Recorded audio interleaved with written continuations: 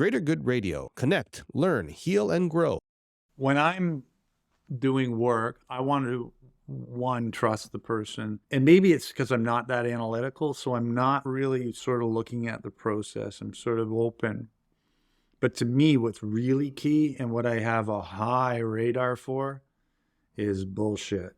And so if I'm working with someone and they kind of, there's a little bit of inauthenticity, I clamshell real quick just because I don't feel safe. I remember a couple of years ago, we were up in the mountains with this guy and it wasn't right.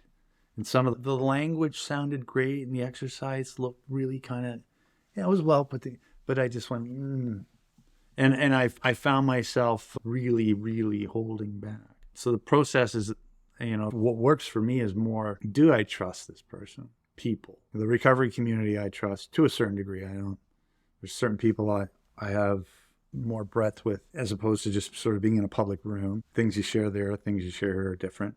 And then I have friends that have some of your background and skill set and training, who I will then say, hey, could we do, this or that? And then we'll set time aside and get into it.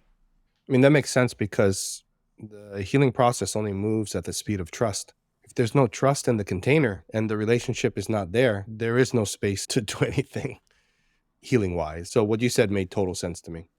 Well, yeah, but there can also be an illusion of we're doing something, because today more than ever, I think people are hungry for spiritual answers and for healing. And so they're easily tricked into thinking they went through an authentic experience and it was just, So yeah. One of the things, I spent 10 years in a really unsafe environment.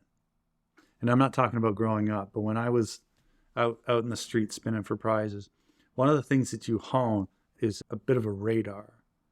And Malcolm Gladwell talks about this in his book, Blink. You have a skill set. You don't quite know how to explain it to people.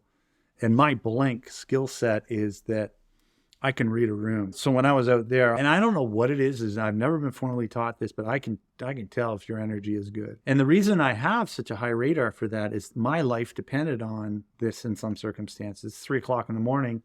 You're out in the dark face to face with people. You better be able to pick up on what is, So what was cool was when I got into recovery, I went into boardrooms and I was in sales environments or I was teaching or training. I immediately knew who was there, who wasn't. And it had nothing to do with how they were physically presenting. It just had to do with something else. But I use that today in that journey or recovery journey or healing process. And it has served me really well. If you resonate with Greater Good Radio, please join our community at www.greatergoodradio.com, where you can get access to exclusive content and offerings. Hope to see you soon.